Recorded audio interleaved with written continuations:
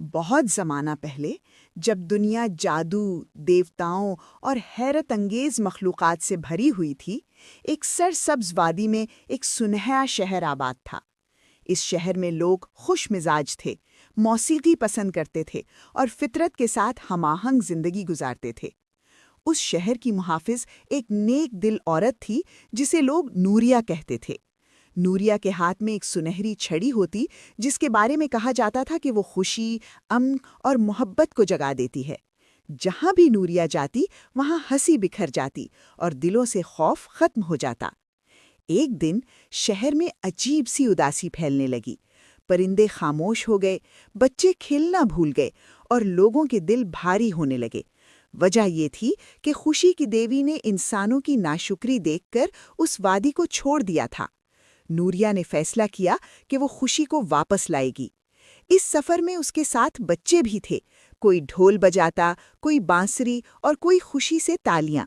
حتیٰ کہ جنگل کے جانور بھی ان کے ساتھ چل پڑے۔ ایک ننھا بچہ ایک جنگلی چیتے کے پاس بیٹھا، مگر چیتا بھی پرسکون تھا کیونکہ اس وادی میں دل صاف تھے۔ راستے میں اندھیری غار آئی جہاں خوف رہتا تھا۔ جیسے ہی بچے ڈرنے لگے، نوریہ نے اپنی چھڑی بلند کی اور کہا، جہاں محبت ہو وہاں خوف نہیں رہتا۔ روشنی پھیل گئی اور اندھیرا ختم ہو گیا۔ آخرکار وہ خوشی کی دیوی کے پاس پہنچے۔ نوریہ نے عاجزی سے کہا، انسان غلطیاں کرتے ہیں مگر ان کے دلوں میں اب بھی محبت زندہ ہے۔ دیوی نے بچوں کی ہنسی سنی، موسیقی سنی اور مسکرا دی۔ اس نے کہا، جہاں معصوم دل اکٹھے ہوں وہاں خوشی خود واپس آ جاتی ہے۔ اگلے ہی لمحے وادی پھر سے روشن ہو گئی، پھول کھل اٹھے، پرندے بولنے لگے اور شہر میں جشن منایا گیا۔ تب سے لوگ ہر سال اس دن کو خوشی کا دن کہتے ہیں تاکہ وہ کبھی محبت، شکر اور اتحاد کو نہ بھولیں۔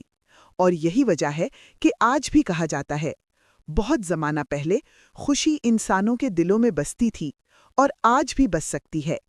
سبق: خوشی طاقت یا دولت سے نہیں بلکہ محبت، شکر اور معصومیت سے واپس آتی ہے۔